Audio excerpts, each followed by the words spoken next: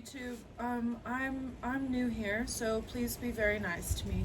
My name is Savannah Rose, and I'm a fashion designer.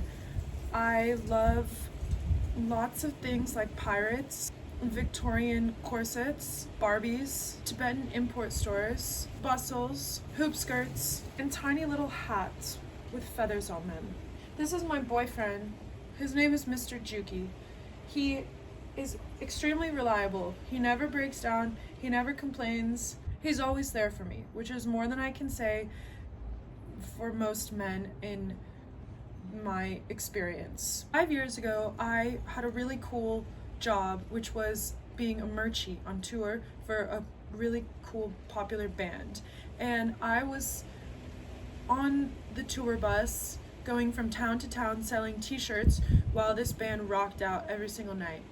When I came home from that tour, I was extremely inspired because it felt like everyone that I met was an artist and they all had a thing to them, like a musician or a photographer, muralist, chef, lighting designer. Everyone had their medium for which they thrived in, except for me, and I didn't like that. I had always wanted to be a costume designer ever since I watched Pirates of the Caribbean, the first one, The Curse of the Black Pearl, and I saw Elizabeth Swann's beautiful dress that her dad buys her in the beginning of the movie. Then she can't breathe because her corset's so tight and she faints, and it's really dramatic. She falls into the water. Anyways, this is not going to be a rehashing of one of the best movies ever made. I loved that dress and that movie and that aesthetic so deeply that I wanted to be a costume designer or a fashion designer, but in college it just felt so silly to want those things. It felt like saying, oh, I want to be a pop star.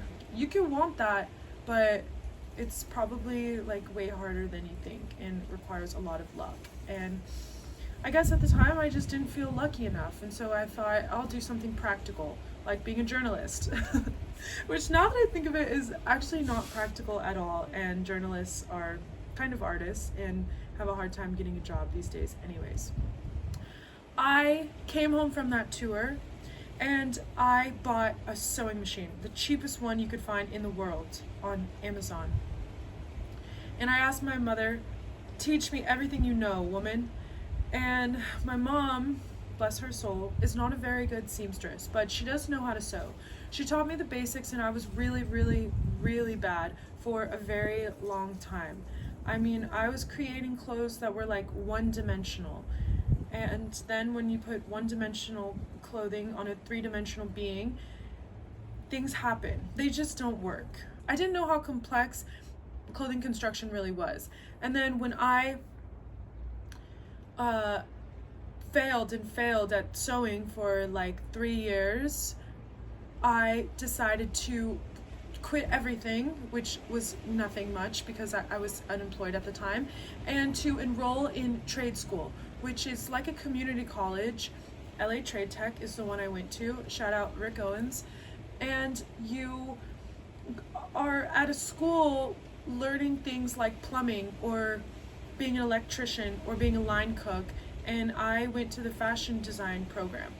Obviously it was cool because you were just sitting down at a sewing machine making clothes every single day from 7 a.m. to 12 p.m. It was very tedious, and on the weekends I worked at the Renaissance Fair where I had to get up at like 5 o'clock in the morning. And so although my privilege might be showing, I will admit it was very hard to wake up early every single day of the week, and all I was doing was working and sewing and working and sewing and working and sewing in school and tests and projects, and it was so much. It was so stressful actually that I developed a teeth grinding issue. I was grinding my teeth because I was so stressed out.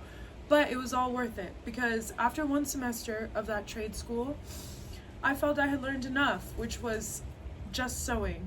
That was the only class that I took. And I'm sure, you know, if I went to a fancy private fashion school like FITM or FIT, I would have learned all these other things that I find to be very unnecessary, like making a mood board or running a business. I'm sure those things are very important, and I will likely come to find that to be true in the next couple years, but for now, all that's important to me is sewing and making things. I dropped out. I got a full-time job working in fashion, which I hated. I don't want to offend anyone that I worked with, but working in fashion PR in Los Angeles really made me feel alienated. I've met a lot of very supportive people, you know who you are, except the most part of working in fashion PR in Los Angeles is brutal. And a lot of people tried to bog me down and tell me that I need to make more ready-to-wear stuff. Well, guess what? The designers that I'm inspired by, like Betsy Johnson and Vivienne Westwood, were told the same thing, and they didn't listen to those people. Betsy Johnson once had a store in Brooklyn, and she wanted to have a fashion show, but at the time she couldn't afford to hire models from the agency, so she found prostitutes on the street, and the prostitutes were her models, and I think that's so cool. I often find it hard to call what I do a brand. All this thing about branding.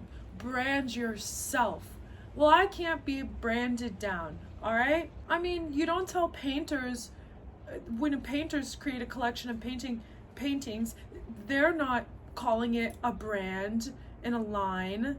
It's all I want to do with my life. I'm so inspired by so many things, and I'm really getting good at sewing.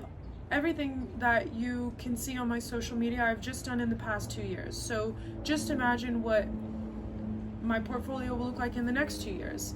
We have a lot of very, very exciting things coming.